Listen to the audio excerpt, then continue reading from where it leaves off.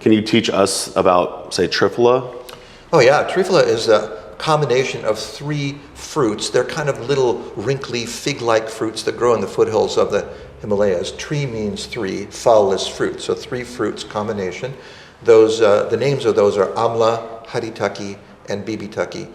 And that's the most consumed herbal formula in the entire world. You have probably, Wow.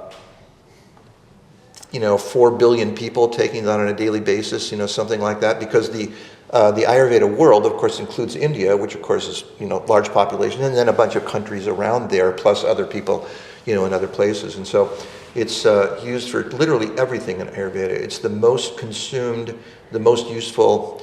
So in terms of the energetics of the body, Triphala helps to balance all those various energetics. So it's not too hot, not too cold, not too heavy, not too light, etc. Those 3 things work together as the ultimate, very mild, slow-acting, tonifying remedy.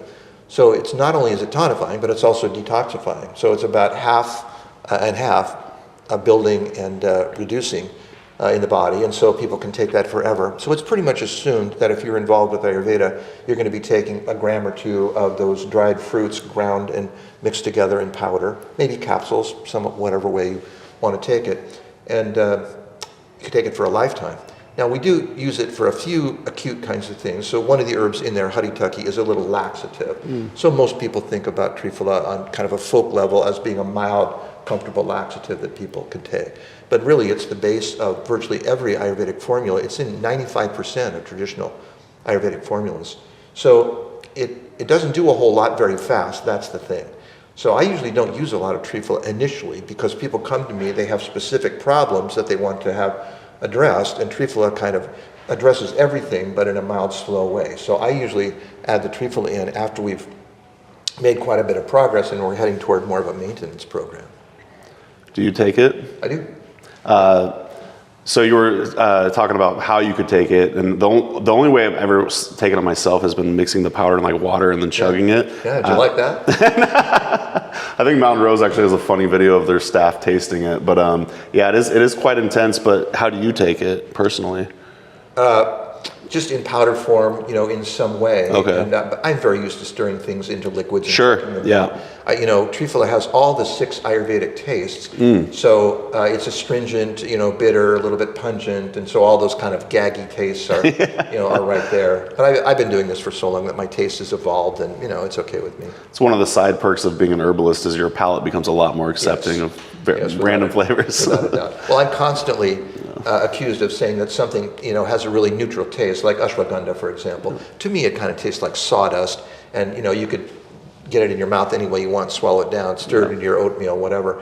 But then I tell that to a client or a student, and they call me back and say, what kind of sawdust have you been tasting? That's the worst thing I've ever tasted. So yeah, our palates do expand. So you were saying that it's okay to consume in a capsule, and I know a lot of times a lot of herbal medicine comes from the taste, actually tasting the herb, but you're saying perhaps the compliance aspect, it outweighs the actually tasting the Triphala in this case. That's it. Compliance is the number one thing in general. Of course, if you don't take it, it's not going to work. And so we have problems with that in our culture today, just because herbal medicine is becoming much more well known to people out there in the general public. And you have Mr. and Mrs. every person, wanting to use these things, but they have no background. My practice for 40 years was aging hippies in my same age cohort, and we'd all read all the same books back in the 60s and 70s and tried, we ate tofu and really exotic things like that. And so people knew kind of these basic ideas, and they were a little more adventurous. Now, though, you have people that are looking to take their first herbal medicine at 70 years old, and all they'd taken before was drugs, and everything is foreign, and they do have difficulty with compliance with either just the amount you have to take. It's not one erythromycin 3 times a day. It's a handful of whatever it is, pills or whatever. So yes, it would be better to taste things, and I would prefer to do that personally, and I would like it if people would do it, but it's just overwhelming for people. Sure. Most herbs taste bad. And so it's just a matter of chucking it down. So I think that better to do it than not do it, so fine to take it as a pill.